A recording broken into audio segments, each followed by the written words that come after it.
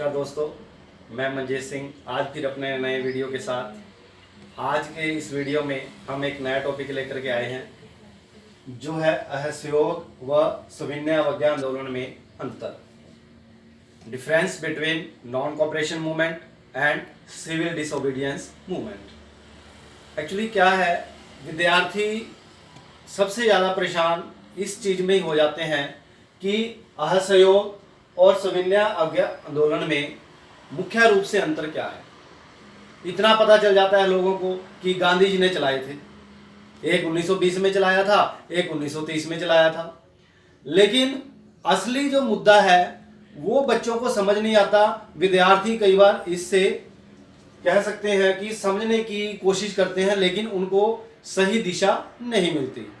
थोड़ा सा प्रयास किया गया है कि इन दोनों के बीच में जो अंतर है उसको हम यहाँ पर आज डिस्कस करेंगे।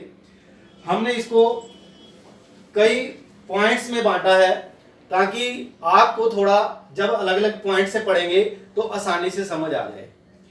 वैसे देखा जाए इनमें कुछ समानताएं भी हैं। अगर हम एक दो समानताओं की बात करें कि दोनों ही आंदोलन गांधी जी ने चलाए थे और दोनों ही अंग्रेजी सरकार के खिलाफ चलाए गए थे, लेकिन फिर भी ये 7 अंतरों में हमने बांटा है। अंतर ज्यादा भी हो सकते हैं, कम भी हो सकते हैं, जहां तक हमारी अपनी समझ है उसके हिसाब से हमने ये काम किया है। अगर आप बात करें सबसे पहले प्रारंभ, आप जानते हैं कि जो असहयोग आंदोलन है वो 1920 में शुरू किया गया था, जबकि सविनय अवज्ञा आंदोलन 1930 में शुरू हुआ था। अगर हम सूत्रधारों की बात करें यानी लीडर की बात करें, ये जो आंदोलन चलाया गया उसमें मुख्य भूमिका किसकी थी। अगर हम असहयोग आंदोलन की बात करें, मुख्य रूप तो गांधी जी ही इसमें जुड़े हुए थे, लेकिन आपको पता होगा कि असहयोग आंदोलन के साथ खिलाफत आंदोलन भी मिल गया था। इसलिए उनके जो असहयोग खिलाफत आंदोलन के जो दो प्रमुख नेता थे, शौकत अली और मोहम्मद अली, वो भी इस आंदोलन के साथ जुड़े हुए थे। और जबकि सविनय अवज्ञा आंदोलन मुख्य रूप से गांधी जी के द्वारा ही चलाया गया था और बाद में लोगों ने उसमें पार्टिसिपेट किया। अब असली बात जो है वो तीसरी बात है, मुद्दा, एजेंडा क्या था। यही फर्क है असली, अगर हमने असहयोग व सविनय अवज्ञा आंदोलन को समझना है। अब असली अंतर क्या था। असहयोग का जैसा कि नाम से ही स्पष्ट है कि सहयोग नहीं करना है, किसी भी प्रकार का सहयोग नहीं करना है। किसके साथ? अंग्रेजों के साथ। अब यहां पर कुछ ऐसी घटनाएं हुई थी, उनके बारे में हम इसकी पृष्ठभूमि में बात करेंगे, और जिस वजह से महात्मा गांधी जी ने यह कह दिया था कि अब हम अंग्रेजों के साथ किसी प्रकार का सहयोग नहीं करेंगे, क्योंकि वो नहीं समझ पा रहे कि उनका जो यहाँ पर शासन चल रहा है वो सिर्फ भारतीयों के सहयोग से ही हो रहा है, लेकिन वो भारत में भारतीयों के साथ अच्छा व्यवहार नहीं कर रहे, तो फिर उनके साथ सहयोग करने का तो सवाल ही पैदा नहीं होता। इसीलिए अंग्रेजों के खिलाफ किसी भी प्रकार का सहयोग नहीं करना, इसी बात को आधार मान करके असहयोग आंदोलन चलाया गया था। जबकि जो सविनय अवज्ञा आंदोलन था वो था अंग्रेजों के द्वारा बनाए गए कानूनों को तोड़ना। थोड़ा सा अंतर समझने का प्रयास करें। असहयोग में किसी प्रकार का सहयोग नहीं करना है भारतीयों ने अंग्रेजों के साथ, और जबकि सविनय अवज्ञा आंदोलन में इस बात पर बल दिया गया है कि अंग्रेजों ने जो कानून बनाए हैं उनको हमने तोड़ना है। सिर्फ कानून बनाने का अधिकार अंग्रेजों का नहीं है, भारतीयों का भी है। इसी बात को आधार रख करके गांधी जी ने सविनय अवज्ञा आंदोलन शुरू किया था। अब जो चौथी बात है वो है पृष्ठभूमि, बैकग्राउंड। इन आंदोलनों की पृष्ठभूमि क्या थी, बैकग्राउंड क्या थी, उनके बारे में अब हम चर्चा करेंगे।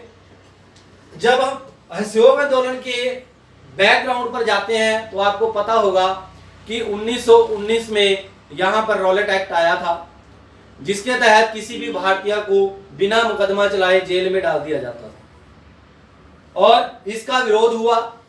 एक तो पहली बात तो ये कि बिना भारतीयों से पूछे ही उन्होंने ये काला कानून लागू कर दिया। इसका विरोध हुआ और जहां जहां पर भी इसका विरोध हुआ उसके बाद लोगों ने सभाएं भी की और खासकर पंजाब में एक घटना घटी जब लोग विरोध कर रहे थे इस काले कानून का, क्योंकि इस काले कानून की वजह से उनके कुछ नेताओं को गिरफ्तार कर लिया गया था और इसीलिए अपने नेताओं की रिहाई को लेकर के अमृतसर के अंदर जलियांवाला बाग में एक घटना घटी। जब लोग शांतिपूर्वक वहां पर अपना विरोध प्रदर्शन कर रहे थे तो अंग्रेज अधिकारी जनरल डायर वहां पर अपनी सेना की टुकड़ी के साथ आया और वहां मासूम व निहत्थे लोगों पर उसने गोलियां चला दी। अब ये जो दो घटनाएं थी, गांधी जी को बड़ा ही दुख हुआ। उनको लगा कि हम भारतीयों का यहाँ पे जो शासन चल रहा है हमारे सहयोग की वजह से चल रहा है, लेकिन भारतीयों के साथ इस प्रकार का काम कर रहे हैं वो। तो इस बात से उनको बड़ी कह सकते हैं गुस्सा भी आया, उदासी भी हुई और उन्होंने अंग्रेजों के खिलाफ असहयोग आंदोलन करने का फैसला कर लिया।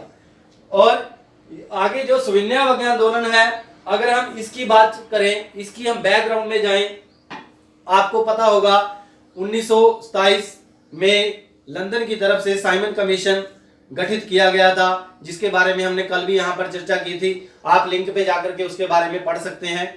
और 1928 में जब वो भारत में आया तो उसका साइमन गो बैक के नारों के साथ ये कहा गया कि तुम वापस जाओ, हमें तुम्हारी कोई भी डिमांड कह सकते हैं स्वीकार्य नहीं है, क्योंकि तुमने किसी भी भारतीय को उसमें शामिल नहीं किया है। बाद में 1938 में कांग्रेस ने, भारतीय राष्ट्रीय कांग्रेस ने लाहौर के अंदर 1929 में अपने सेशन में एक प्रस्ताव पास किया था पूर्ण स्वराज का, कि हम पूर्ण स्वराज लेकर के रहेंगे। और यह भी कहा था कि 26 जनवरी को आने वाले दिनों में 26 जनवरी 1930 को पूरे भारत में स्वतंत्रता दिवस मनाएंगे। लेकिन गांधी जी ने अंग्रेजों को एक मौका दिया। उस समय यहां के जो वायसराय थे लॉर्ड इरविन, उन्होंने उनके सामने 11 मांगे रखी कि अगर आप ये 11 मांगे मान लेते हैं तो हम अपना ये आंदोलन नहीं करेंगे, आप हमारी इन बातों को मान लीजिए। लेकिन लॉर्ड इरविन ने वायसराय थे जो, उन्होंने गांधी जी की बातों को मानने से इनकार कर दिया। उनकी जो 11 सूत्रियां मांगे थी उसको मानने से मना कर दिया। अब उन्होंने 11 मार्च का टाइम दिया था, 11 मार्च 1930 तक का टाइम दिया था, लेकिन इरविन ने उनकी बात को जब नहीं माना तो गांधी जी ने अहमदाबाद से अपने आश्रम से 12 मार्च 1930 से एक यात्रा शुरू कर दी, जिसको दांडी यात्रा के नाम से जाना जाता है, क्योंकि वहां पर जाकर के अपने अहमदाबाद आश्रम से लगभग 240 मील की दूरी चलते चलते वो दांडी पहुंचे और उनके साथ रास्ते में लोग जुड़ते चले गए। और वहां पर चल करके 6 अप्रैल 1930 को जब वो दांडी पहुंचे, सबसे पहले उन्होंने अंग्रेजों के द्वारा बनाए हुए कानून को तोड़ डाला। वो कानून था नमक का कानून। नमक बनाने का अधिकार सिर्फ अंग्रेजों को था। अब गांधी जी ने जानबूझ करके इस नमक के कानून को अपने साथ जोड़ा, ताकि क्योंकि जो नमक है उसका प्रयोग हर कोई करता है, हर घर में रसोई में उसका प्रयोग किया जाता है। नमक के बिना कोई भी खाने का टेस्ट नहीं आता है। इसी बात को ध्यान में रखते हुए गांधी जी ने जो बेसिक चीज थी उसको तोड़ा, उसको चुना और ये कहा कि हम इसके ऊपर अब कानून तोड़ेंगे, हम अपना नमक खुद बनाएंगे। और दांडी में जाकर के उन्होंने अपना नमक का कानून जो अंग्रेजों के द्वारा बनाया गया था उसका तोड़ा, उसको तोड़ डाला। और सब जगह पर, कई जगह पर लोगों ने इसी प्रकार अंग्रेजों के द्वारा बनाए गए कानूनों को तोड़ना शुरू कर दिया। तो ये थी इनकी पृष्ठभूमि। और उसी के साथ जो था कह सकते हैं जो सविनय अवज्ञा आंदोलन नमक आंदोलन के साथ ही शुरू हो जाता है। अब इन असहयोग व सविनय अवज्ञा आंदोलनों के अगर हम कार्यक्रम की बात करें तो उसमें क्या अंतर था। आप देख रहे हैं कि असहयोग आंदोलन के दौरान 3 प्रकार के गांधी जी ने कहा था हम इसको 3 स्टेप में करने का प्रयास करेंगे। उन्होंने कहा था कि पहले में हम भारतीयों को अंग्रेजों के द्वारा जो भी उपाधियां दी गई हैं हम उनका त्याग करेंगे। उन्होंने खुद अपनी जो एक केसरे हिंद की उपाधि थी उसको त्याग दिया। इसी प्रकार रविंद्रनाथ टैगोर ने अपनी उपाधि को त्याग दिया। और भी कई लोगों ने उनको, जैसे राय साहब की जो उपाधि मिली हुई थी, उनको त्याग दिया। और दूसरे चरण में उन्होंने क्या किया असहयोग आंदोलन में कि भारत के लोगों से कहा गया, खास करके नगरों में कहा गया बच्चों से, विद्यार्थियों से कि आप स्कूल जाना छोड़ दें। टीचर से कहा गया स्कूल में पढ़ाना छोड़ दें। और इसी प्रकार वकीलों से कहा गया आप अपने न्यायालय में, कोर्ट में जाना छोड़ दें। और इसी प्रकार कई प्रकार के कार्यक्रम चलाए गए। जबकि सविनय अवज्ञा आंदोलन जो था मुख्य रूप से उसी ऊपर आधारित था कि अंग्रेजों के द्वारा बनाए गए जो कानून है उनको तोड़ना है, उनके द्वारा भारत विदेशों से या इंग्लैंड से जो वस्तुएं आई हैं उनका बायकॉट करना है, उनके लाए गए वस्त्रों की यहाँ पर होली जलानी है। इस प्रकार का जो कार्यक्रम इन दोनों में हमें देखने को जो अंतर है वो देखने में मिलता है।